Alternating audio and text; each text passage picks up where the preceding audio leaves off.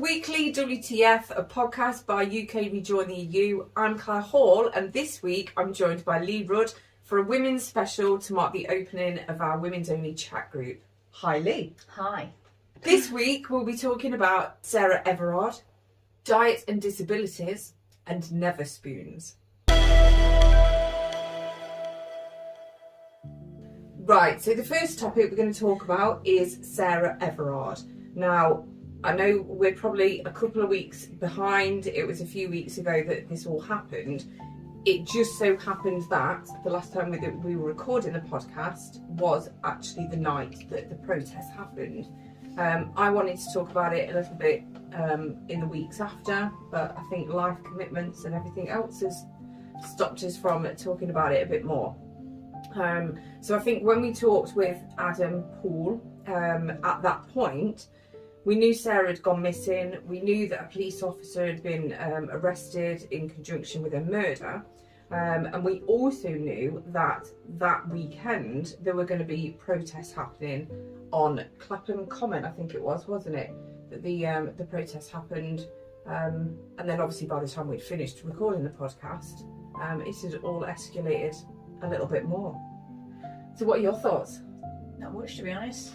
Sort of been kept quiet. It has, hasn't it? has I been. think, yeah, it has got a little bit quieter in the past few weeks, which is a shame. It's all over the news, but it's not all over the news as Yeah. well. So you're only getting little snippets here and there. It's like our media can only really cope with one thing happening at one time, which This is is why, true. you know, there's not much Brexit, because we're all about COVID. COVID is important to everybody, so Brexit is getting shelved.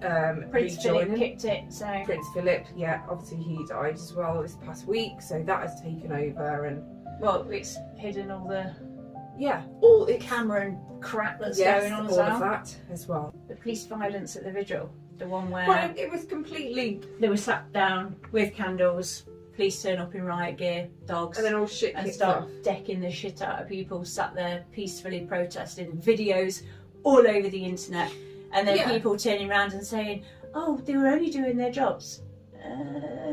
No, I'm pretty sure that was a bit excessive. That's not doing your job, that's just fucking clapping a woman for sitting down on the floor. Why do they want to stop us protesting I anyway? think they were actually rubbing them up the wrong way as well. Seen one clip where there was a girl not even looking at the police officer that's to her left. She's that sort of, you know, head down, but you can tell this officer is like giving it some in her ear, and you can tell that she's probably thinking, I need to fucking Get out of my from fucking the deck, yeah. face because I'm going to kick off in a minute. And I think there's paid instigators there, definitely. yeah, So to make it look bad, stops everybody going out, pushes Priti Patel, getting everybody to stop protesting. but they had it in That the shuts BML down protests in COVID the and summer. Brexit as well. So in the Black Lives Matter protests in the summer, they had undercover police officers who were on the side of the protesters who started shit, and then violence erupted and went from that, and it was actually them doing it themselves. It's not right. But then they started blaming the BML protesters, and it was the gammons that were kicking off and chucking bikes at the police, and it's the same as the protesting. You've got some who are going to sit there peacefully, the majority, and you've got maybe two out of several hundred people. They're going to pull their pants down and wee in front of the police, arrest them. But don't start bashing everybody else over the head with bloody truncheons and stuff when they're sat on the floor. What kind of excuse is that? No. There's just nothing there. There is absolutely no reason or rhyme for walloping a peaceful protester. None. I'm not being funny, but It's if you did just that to to me, try I'd and, probably like- shit on your shoes. Yeah, I think That would incite you, wouldn't it? Yeah. The police go in, they start bashing heads, and you think, hang on, I'm not going to sit down and take No, this. So of you do course you're start a not. fight. Yeah, Um, you would. I think if I'm going to get arrested, I might as well be arrested for something worthwhile. Exactly. So Do you know what sitting I there with mean? a candle. I did it properly. Not that we're instigating violence No, towards no, the police not in at any all. way, shape or form. I'm all Maybe just a for little bit. peaceful protest, but there's well, that's just But it. there is a point though, isn't there? There's that line that you cross. Yes, exactly. You are going to get those people that kick off, and the police need to figure out who they are and Yes. separate them. Yeah. And that's fine. But what you don't do is then go into the crowd and start egging everybody else on, causing a mass riot, which we do know throughout history that has always happened. Yeah. We have a peaceful protest. The police come up and say, "You're not doing this. You're not doing that." We're like, "No, we're protesting. We have a right to protest. We want to do this. You're not going to stop us." Doing it that in your ear, Yeah, winding you and up. that's it. And then the police decide, right, you know what? You're not listening. We're going to use force. Why do you need to use force? Why don't you just let us pass? The girl that got arrested, Patsy Stevenson, was like 5'1" and 9 stone wet through. Do you know what I mean? It's just stupid. The fact that, you know, she had like 3 coppers on her at one point, pinning her down, and I'm thinking, Jesus Christ. I don't get it. It was peaceful women protesting as well. It's not like the protests last summer. So back to the BMLs, unfortunately. Well, yeah, it wasn't even a protest because it started out as a vigil, didn't But it? they started protecting the gammons in the middle from the other protesters. Yeah. But it was the gammons that were being violent, but the police were protecting them. How does that work? How does that work? Tory Britain. That's how that It is, works. isn't it? It's absolutely ridiculous. I mean, obviously the police are giving orders because they're not being given orders. They're not just doing it on a whim. They're literally doing as they are told. But who the fuck tells a group of coppers to defend the fat white gammonistas Yeah. from decking other people? I can quite well imagine that most coppers just... They're probably disgusted with it themselves. Yeah. You can understand why they leave the force in droves because they're much like teachers. They don't stay in the job as long either. No. That's a whole new It's subject. just too much for a minute. They're being told to enforce something that they don't believe in themselves. For shit paid It's too. like lots. Yeah, exactly. It's like, you know. Do you know what? Right, I thought about that at the time, thinking, "Oh, that's just fucking typical." Do you know what I mean? Fucking male police officers pinning down fucking little women at a protest about women being suppressed and all the rest of it. I had that thought at the beginning, but as it panned out afterwards, in obviously the after effects of that protest with Priti Patel doing the crime and police bill and all of that, now I think that maybe it was gearing up. Go out there, antagonise these women, they'll kick off, we'll then have the public on side for us cracking down on all of these And you fucking know what? protests. That did work. Yeah, cool, That yeah. worked because all the angry white men that went on were Yeah. all, well, it wouldn't have happened if they hadn't have protested and they should have Yes. been at home looking after their kids. Fuck off, by the way. Yeah. And So, they should have yeah. been, why weren't they working? We don't all work shifts, you know, some of us do have time off, some of us work part-time, some of us are full-time mums. It doesn't mean we have any time off and we've got time to spare, but when there's a cause, we want to Yeah. go there and do it. I was taught by police officers at school several things to do. So I was being bullied at school. It went on for years and years. And the police officers came in to do a talk on drugs and all that kind of thing. And they tried to, you know, get down with the kids and all that. And it's like, mate, you stood up there in a copper's uniform with a book with all these samples of drugs and labels, and you're making it all official, and you're not down with the kids at all. Go in a pair of jeans and a fucking AC/DC t-shirt or something next time. But one of the teachers said, could you have a word with her because she's being bullied? So they pulled me to one side afterwards and taught me a few moves. I'm obviously not going to do them here, and I can't because I'm crippled. They taught me to keep my keys between my fingers, carry a pencil in your pocket if you can. If you have nails, go for the skin on their face. Always go for the skin on their face, because no Them matter what, scratches you stick out, can't hide everyone. facial scratches, And and you get good the amount of DNA. Yeah, good amount of DNA under the skin, and that's what they always said to me. Always keep that in your head, obviously, as well as run away and get as far away as possible. See, listening to you say that, my brain is doing two things. I'm going, yeah, that's like sound advice. Which is all well and good Why until the it fuck are you happens. having that advice? Why the fuck do you need to Why- have that advice in the first place? Exactly. Why weren't Be bullies afraid being of all told the to men stop out being there. bullies? Yeah. I think that's why men aren't reporting domestic violence from women as well. It's society, though, isn't it? Yes, it's- because They're not supposed to be beaten up by No, women. They've no. been told for years to go to war and beat people up and Yeah. to protect the women and protect the children and all this, that and the other. And it's not and manly they're to cry Yes. and all this. I think we need to move away from that stigma as well, totally. around men's mental health. I think it can be worse than women. We can definitely open up, can't we? Yeah. We'll happily trot off to the doctor. But that's why and pour a heart out. males have a higher suicide rate. Yeah. Unfortunately, and that's one of the reasons it happens. Toxic masculinity, dads. Tell your little boys they can wear a dress, they can wear makeup, they can play with dolls, and tell them they can cry. Yeah. And if you don't, you're a fucking pussy.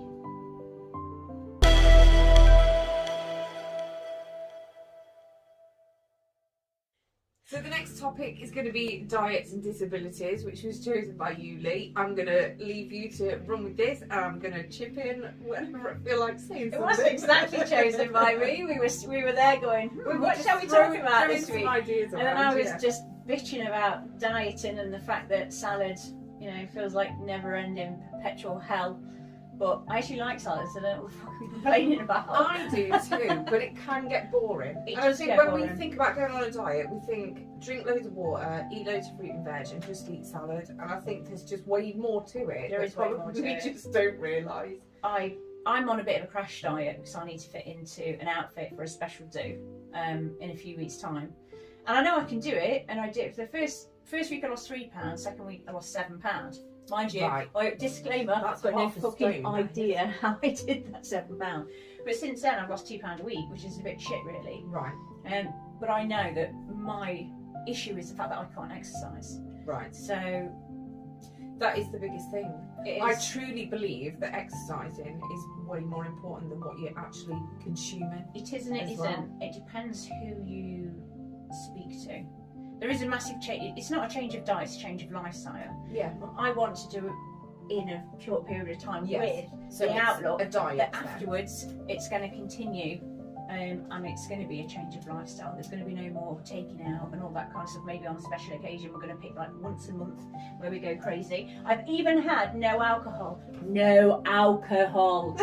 you know how soul destroying that is? It doesn't bother me not drinking. Oh shush. Not at all. Oh shush, my Friday nights have just, I'm in bed at 10, which does make a big difference because I'm now not knackered on a Saturday. Can I say big night for Claire? What, at 10 o'clock? Yeah, probably it would be in the week. I'm terrible. I'm probably in bed by about 8:30, 9 o'clock in the week. Really? And then, yeah, because I tend Oh to no, get up at I'm night. not out in the week because I've got to do the school runs and I'm crap. I'm not Yes. a morning person.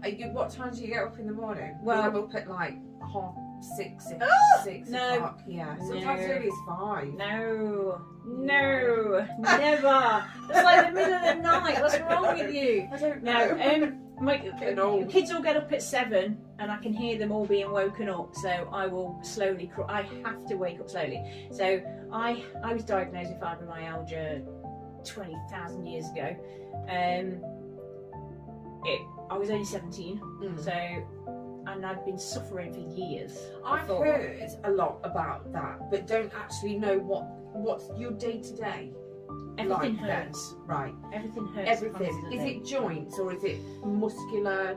So it's everywhere, or is it? It's everywhere. It used to be joints. It started when I was a teenager and I was doing dance and I couldn't understand why my legs hurt. When I was about 9, 10 years old, I used to be dragged around Derby City Centre. It was awful. And it was like my legs were going dead and they hadn't quite woken up. That's when it started. When I was about 14, I had to quit dance at school because my knees and my ankles just couldn't cope. But then also at the same time as being diagnosed with fibromyalgia, I was also diagnosed with severe hypermobility, and I score 7 out of 9. So it's based on what joints pop out and what don't. So the only thing that doesn't bend is my back, which I have lots of issues with, and my elbows. Everything else bends into funny positions and I can dislocate really easily. I don't dislocate as much because I'm not quite as active anymore, but back in there, there's a very large file with just ankle x-rays. Oh my The God. many times I fell over, and you'd get there and to A&E, you've sprained your ankle. It's like, oh my God, every single time. It's not a sprain. Dislocated it. Give me some damn crutches. No, won't give you crutches for a sprained ankle. It's not a sprain. I've already told you I fell over, dislocated my ankle, it popped in. It's just the same stuff. I used to do it on my shoulders, my wrists. My wrists used to really hurt. But then 3 years ago, slip disc in the spine. I've also got issues in the top of my spine, in the neck, going down to my shoulder blades, which I'm currently undergoing tests to see what's going off there, which is also an absolute nightmare with a 2-year-old, and you're trying to pick a 2-year-old up. I had to have my house. Occupational therapy were really good. When my disc work first went 3 years ago, I was on crutches, bilateral sciatica, and all the other stuff that came with it. They came round and adjusted all my house. So I've got extra banisters. So beds? No, not beds. Bed's fine because my bed was high enough. Right. But once you just get into bed, you just kind of die in bed, and I'm quite happy with that. Toilet seats, higher toilet seats, so to sit down wasn't too painful. Handles, so that I can hold on to sit down. Yeah. Because I I pulled the sink off the wall using the sink to get up. Oh my god. And I got up one day and realised that not only did I put it off the wall, but it also, we found out it wasn't secured anyway by the people who built the house. So nearly had a sink come crashing down on me, which was super fun.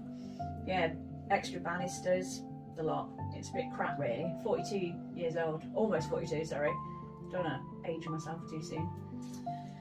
So I mean, like, obviously, what exercise, is there anything that you can you like get out and walk and that kind of thing, or like you tried anything low impact like yoga and? No, can't do yoga because I've got hypermobility. So the opposite would be Pilates. Oh god, yeah, of course, yeah. So I can. I'm assuming then if you're stretching, your potential to pop out. I can do all sorts. Yeah, it's ridiculous. So you say Pilates then? So Pilates.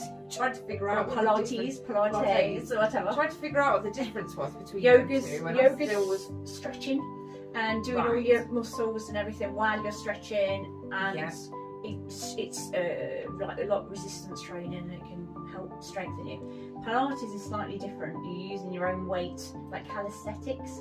You're using your own weight movements. Have you ever? No, ever.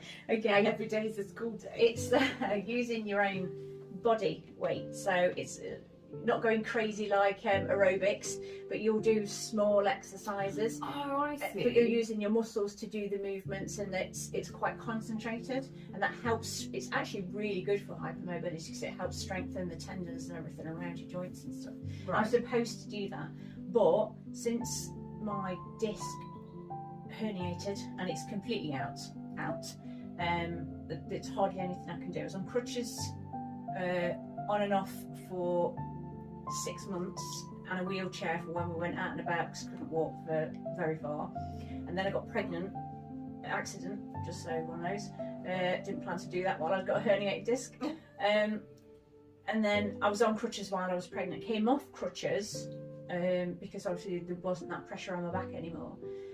Can do walking and things. I can't run, can't cycle because the movement in my hips sets off my disc. Yeah.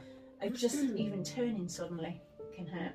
I can't stand for periods of time. I can't stand for short periods. So I actually have a perching stool to chop vegetables in my kitchen, which is all well and good, but they're not really designed for kitchens, and I keep tripping over the fucking thing. They make all this stuff to make it easier to, when you're disabled, to help you around the house, and it's just more stuff for you to fall over. It is. It really is. I have a.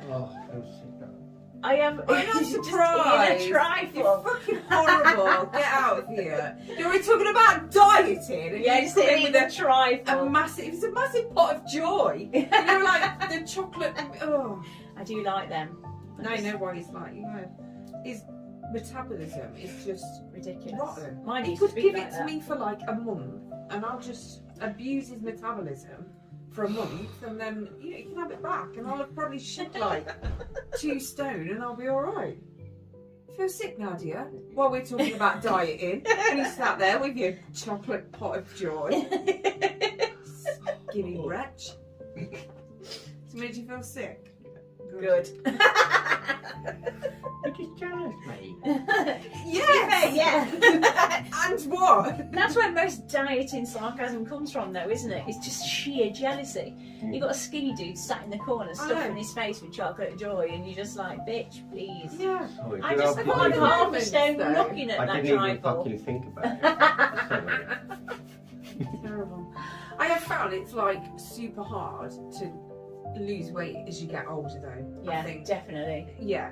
I have never really been bothered. I was never a fat kid, and I was never a skinny kid either. I was curvy, and I had boobs, and that was fine. So I was all right.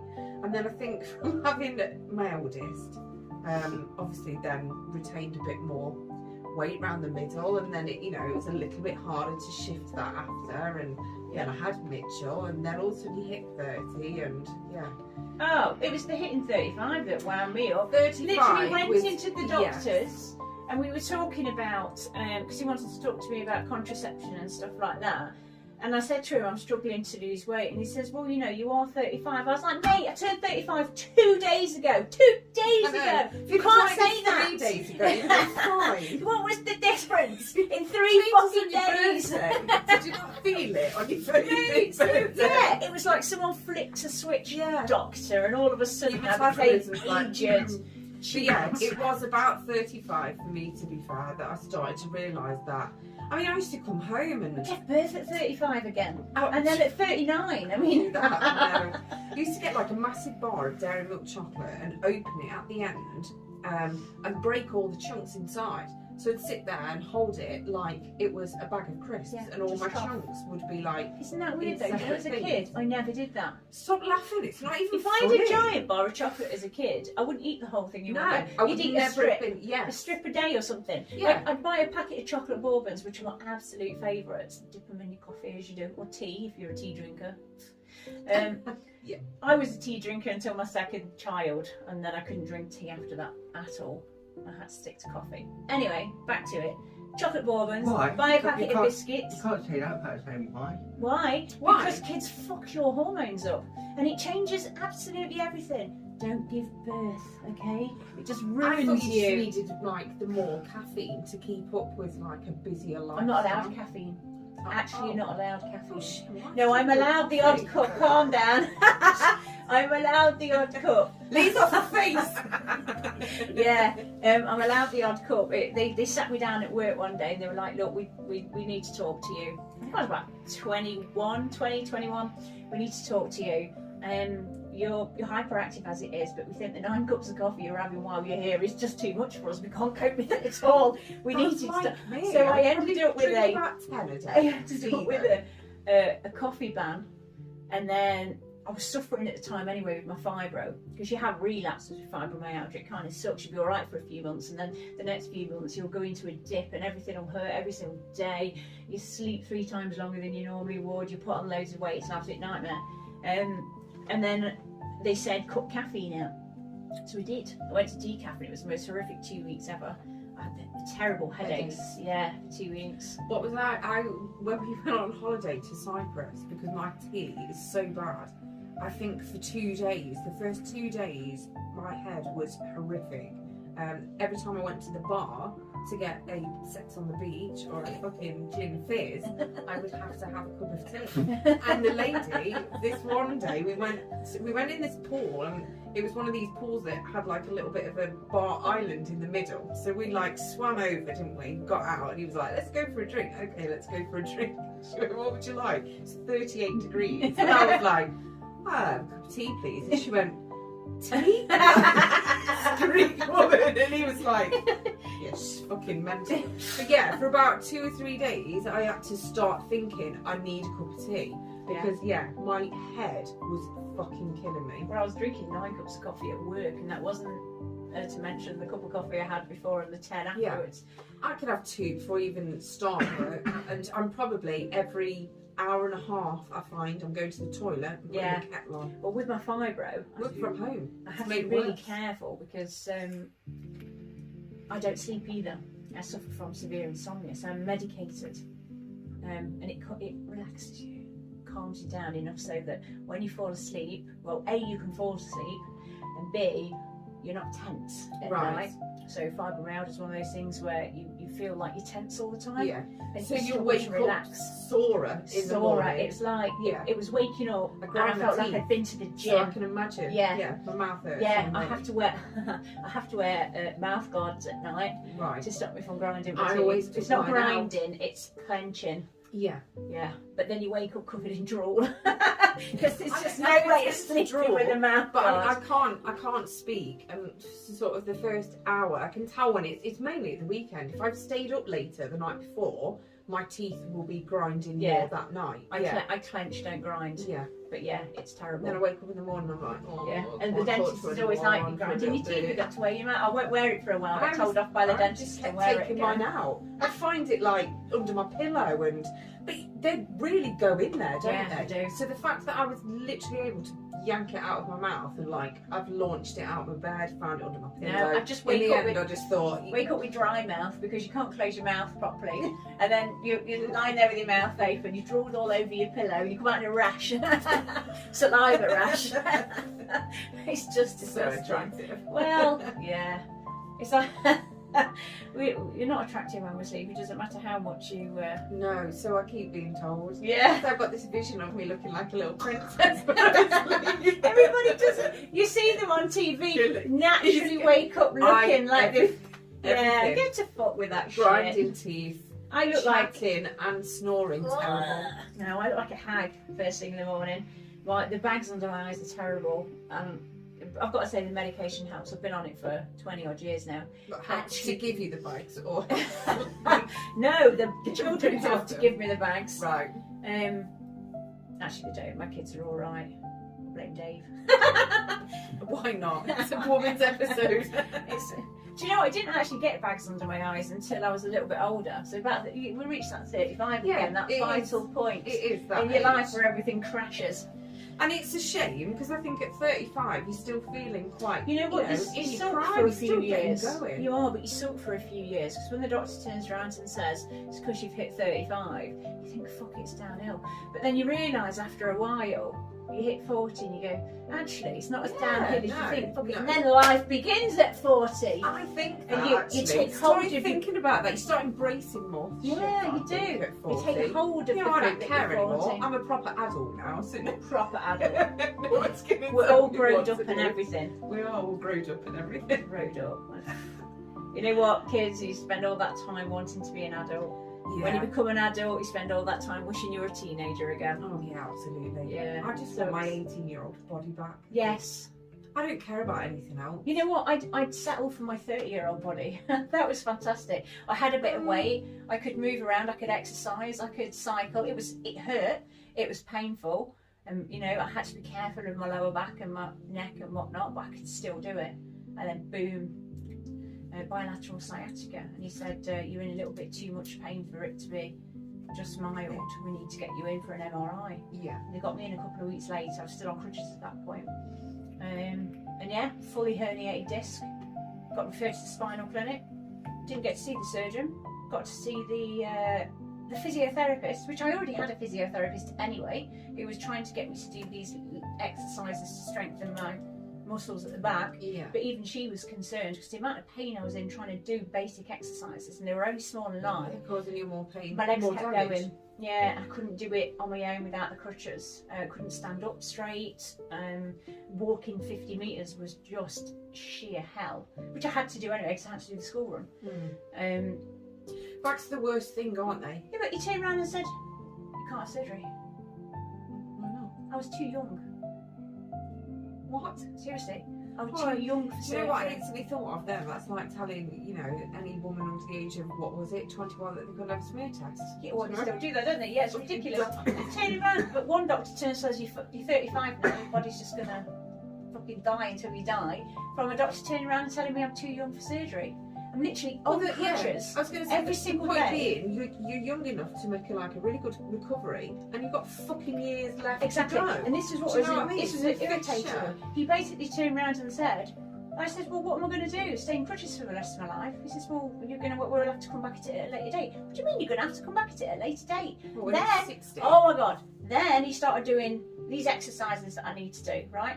You need to strengthen your pelvic floor. Bitch, I've had 4 kids, sure. yeah? Yeah, I don't need to strengthen my pelvic floor. That's got nothing to do with your back anyway. Well, the exercises that you do to tilt and thrust, which he was showing me less than a metre away from my face, with my other half sat next to me, and his dick's going backwards and forwards. And I turned around to him, I said, are you fucking serious? And he stopped mid-thrust and went, "What do you mean?" I says, "I've given birth to 4 kids. I have to concentrate 2p. Not the opposite way around. My pelvic floor's got bigger fucking muscles than what you've got." I said, "What's pelvic thrusting going to do for my... It hurts. You've got to break past the pain." The last time I broke past the pain, I was in a crumpled heap on the floor sobbing because I physically had no strength to sit myself up because the pain was so bad. At what point do you have to be before the doctors turn around and say, "Enough's enough"? That's not quality of life. No, it's not. I was very lucky after I had my 4th daughter. 4 daughters, yeah? 4. So after I had her, my back eased off a bit and it got easier to walk and still do stuff like that. But every so often, I just turned the wrong way or I'd forget. And that was it. Like that It'd go again. Yeah. thing. You know, like if you turn your neck too suddenly, and you get trapped nerve. I mean, I get that anyway. I've had trapped nerve in my neck for 20 odd years. They did some ginormous needle thing in my neck years ago, which they were planning on doing again, which was really bizarre because they sent me to the pain clinic, and he sat there and he was like, "Well, what?" He went, "Well, what would you want me to do?" And I looked at him and I looked round and I went, "This is a pain clinic, isn't it?" And he went, "Yeah." I said, "Well, get rid of my fucking pain. Yeah. And what am I here for? I don't need help going to the toilet. I am in pain. I want you to stop me being in pain." And he just sat there and went, "Oh, well, we're going to have to give you injections." "Right, give me injections. They're quite painful." Steroid injections. "No, not steroid injections. They're not even painful." I don't know what the fuck he was talking about. And he went, "Well, you've had one of them before." I said, "Was that one injection?" And he went, "Yeah."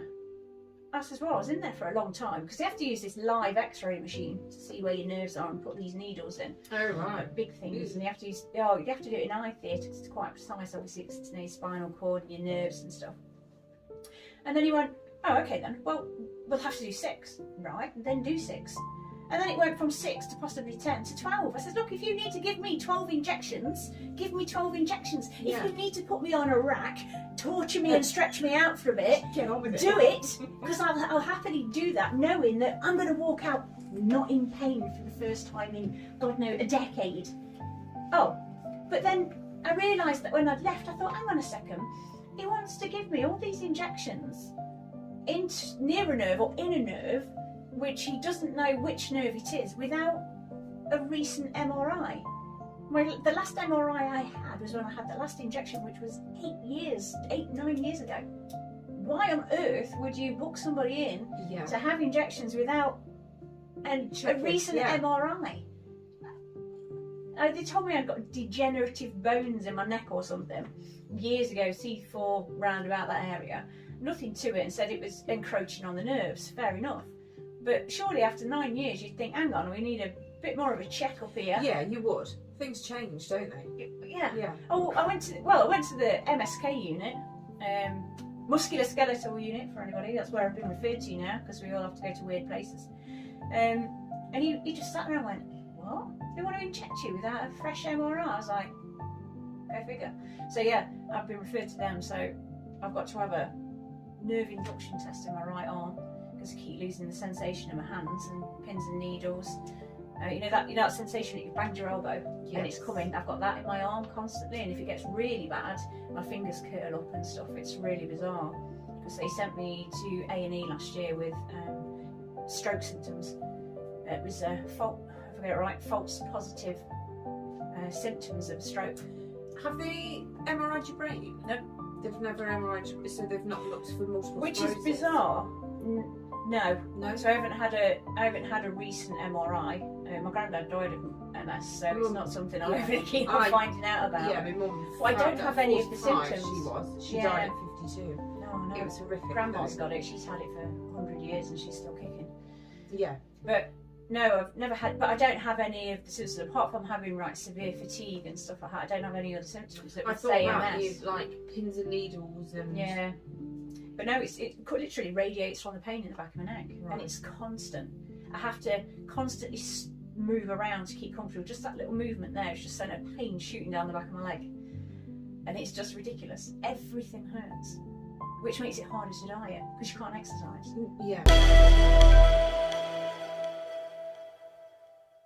So now we're going to talk about the top post of the week on UK rejoin the EU. Been posted by Peter Sutton. Could anyone possible have believed that any British government would destroy the nation to appease the demands of this group of people? Oh my god. And it's on a page, Reunite EU, British European Rejoiners.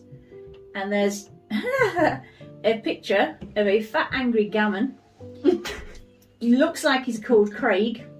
He has a lovely English flag as his Facebook picture, and in all of these pictures he's either showing his boob off where he's got a tattoo. Actually, I think they're all different people. They all look the same. They're all probably the point. Fat, white, and bald. Oh yeah, it probably all very is the point. angry. One says free Tommy. Angry? One guy's got. It's just women that got angry. Oh my god, these are apparently the best of British. So what does he say there? When will Remainers get it through their thick skulls that we want Brexit at any cost? Even if it means tanking the economy. Even if it means mass unemployment. Even if it means a crashing pound. Even if it means starving. We say loud and proud, yes to Brexit, no to foreigners. I hate to break it to you, but none of these four fellas are in any danger of starving anytime soon. No, they're not. Me, and I thought I was a big girl. These guys look like they should be Do you know hung what? upside down on a Men can hook. do that. You know when they spend too much time in the pub and they get to like the 50s and 60s, they start getting that thing where there's actual name for it, where their stomach like expands. They literally look like they're pregnant. It's because they're full of hot air and shit. These guys, these, yeah, I mean, no. No, I just wouldn't. They're either carrying a Union Jack. They've got, one guy's got the English cross, the St George cross on his chest. St George was Turkish, don't you know? With free Tommy, 10,000 names, all my best mates are paedophiles, but we only like to upset Muslim paedophiles. And then you've got one angry gammon shouting at the camera. I'm not entirely sure what he's shouting at, but he looks like he would bite your ankle if he was Jack Russell. And then another guy with his top off, covered in tattoos, and I'm pretty sure one's a British bulldog. And I think that is actually a portrait, self-portrait, because he does look like a bit of a British bulldog with a Union Jack over his shoulder. The Union Jack's upside down too. Nice one. I mean, what these guys think that Nazis are the best people on the world? Mate, this is not the super race, I can tell you now. I can't get my head around people. I don't get why somebody who looks like Raz T. Nesbitt thinks he's a superior race, sitting on his ass. All the foreigners come over here and take your jobs, mate. I doubt you were going to be the brain surgeon, but you know, whatever. Blame Dr. Mohammed for coming over and stealing your job. Yes, I remember seeing that meme. A really bad, like, really poorly spelled typo. Oh, the fucking foreigners coming over here. Yeah, of course, Khalid took your fucking, like, your brain surgery role. But isn't the point of these guys that they sit on their arse at home with their fat pension going, oh, I never taken our jobs. I couldn't get a job in all my 48 years because all the foreigners came over and took it. Not you're a fat slob that sat on your arse and you council ass, all cushy like you are, doing fuck all because you've said you've got 25 different disabilities which you don't have. There's so many comments as well on this thing. I'm trying to go back to the... I'm going to try and go back to the beginning. So Deck Brune comments with, well, at least someone will be able to say that they got the Brexit they voted for, I suppose. Yes. Okay. Yes. Good point there. What's the other ones? All leaders must come to terms with the fact that Brexit has been delivered. It was never the will of the people, but for all of the ills of it, it has been done. Therefore, there is no further moral, legal or political obligation to carry on with this farce, and there never really was anyway, so as soon as possible we should stop it. Well, yeah. Yeah, there's a bit more to it than just that though, isn't there? There's no stopping it anymore. Roger Corkwell makes the belief in eugenics so tempting. Oh, he can say that, but I can't turn around and say shooting 2 hunters is good. I get a 30-day ban. I'm not jealous at all, Roger. Because you're a woman. Probably. A UK full of haters. They'd eventually realise they hate one another too. I'd love them to find out. But they do hate one another, don't they? They do, yeah. They can't just sit happily. They have They're to... angry. If you solve their problems, they'll have another one tomorrow. Martin Jones, Darwinism in action. Oh my God. Idiots United. What a fine group of upstanding British manhood. Fat, untidy, made ugly by their racist opinions, clinging to the flag like a child's pacifier, and they probably don't notice that their clothes are made by foreigners. The beer may well be made in foreign-owned companies, the flags are probably made in China, their shoes are almost certainly not British either, bigoted with no idea why, an awful representation of a sector of British society that needs as a minimum some education. See, I think that's exactly it. That is exactly where we've gone wrong. And it's exactly what the Tories want. Not that I'm a Tory hater or anything. You're allowed to say that. Why are you not a Tory hater? That would be my question. She just thinks something like that. I was trying to be open-minded, The like. sign we've got in our kitchen. That sign in our kitchen. You should go and have a look in. I shall read it momentarily. But no, they are right. Tories want to keep you thick so that you fight amongst themselves and you're not fighting them. And that's exactly what they're doing. And it works. The thing is, they're fighting the wrong people. It's okay, Tommy Robinson standing outside a court wanting to slag Muslim paedophile gangs off and all this, that and the other, which, you know, as a general whole, are a small minority. What about all of his mates that have all been arrested and locked up for paedophilia? What about the white paedophile gangs? I'm not being funny, but I'm more suspect of Roger Do-Gooder down the road that pisses off to Taiwan 3 times a year. It often Than I am of the guy delivering my takeaway. Because I mean, people say if a foreign-born criminal is caught, for example, they should do the time and then be exported. They are exported. Yeah, not all of them though. No, not all of them. Well, but... Harris, he's white. He got wasn't put in kicked prison out. for 5 years. He's still living there. Why? Is he out? Yeah. Out of prison and just he's living out of in the country still. Oh. Why hasn't he been kicked out? Is it? Fucking Australians. The only difference I can see is his white. Yeah. It's the only difference I can see. And then they don't. It's not racism. It's not racism to want to send them to their own country. And then you could just bring up Shamima Begum again. Yeah, exactly. And that's if the whole you thing. look at Shamima Begum versus Will Harris, apart from the actual crime, terrorism and paedophilia, which is fucking equal in my opinion. Was she actually a terrorist though? Do you know what I mean? Or was she Well, just no, she sort was of a swept fucking up green into a wife girl. of a She was terrorist? green. The way people treat her is disgusts me, to be honest. It's ridiculous. Gammons can make up as many excuses as they like. At the end of the day, you don't like them because they've got a different colour skin, and that doesn't fly with me. It doesn't. No. My entire family are mixed race. I just can't stand it. You know, all this. Well, I've got black friends and they do this. Oh, have you really got well done? Yeah, it's just. It's so unnecessary. It is. It's ridiculous.